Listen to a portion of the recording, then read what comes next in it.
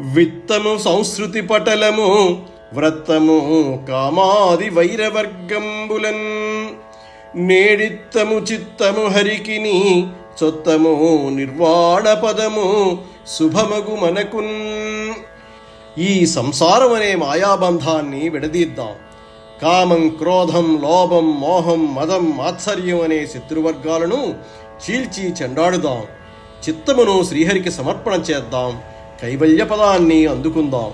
మనకు తప్పకుండా శుభం కలుగుతుంది అని ఈ విధంగా ప్రహ్లాదుడు అనేక విధాలుగా అనుకూలమైన సమయాలలో రాక్షస కుమారులకు రహస్యంగా మోక్షమార్గం బోధించసాగాడు. అప్పుడు వాళ్ళందరూ గురువుల దగ్గర తమ తమ చదువులు ఆపివేసి తమ హృదయాలను హృషీకేశుని వైపు మళ్లించారు. వాళ్ల గురువు ఇది గమనించి శిష్యుల భావాలు తెలుసుకుని భయపడి హిరణ్యకశిపుని వద్దకు వచ్చి ఇలా మొరపెట్టుకున్నారు. ఓ రాక్షసరాజా, నీ కుమారుడు రాక్షస కుమారులు అందరినీ రహస్య ప్రదేశాలకు తీసుకుని వెళ్ళి నేను చెప్పే చదువులన్నీ అబద్ధాలని ఆక్షేపించాడు. రాక్షస విద్యార్థులకు అందరికీ మోక్షం గురించి బోధించాడు. మనకు తీరని ద్రోహం చేశాడు. మరి నీవు ఏమి చేస్తావో? నీ కొడుకు దుడుకుతనం మితిమీరింది. పరిస్థితి చెయ్యి దాటిపోయేలాగా కనిపిస్తున్నది. ఇక నీ కొడుకును నీవే సమర్థతతో చక్కపెట్టుకోవాలి.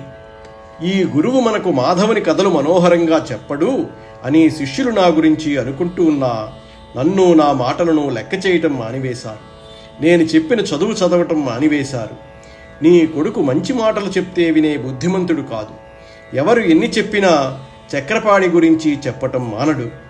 మనోవికాసం కోసం నేను చెప్పే మంచి మాటలు వినిపించుకోడు. ఇటువంటి దుడుకువాణ్ణి, దుండగీణ్ణి చదివించటం మా వల్ల కాదు మహాప్రభో అని గురువులు హిరణ్యకశిపుడితో మొరపెట్టుకున్నారు. ఈ మాటలు విన్న రాక్షసరాజు ఒక్కసారిగా ఉలిక్కిపడ్డాడు.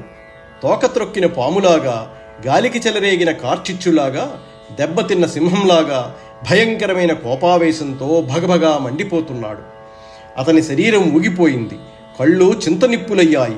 అతడు కన్న కొడుకును సంహరించడానికి కూడా సిద్ధమయ్యాడు.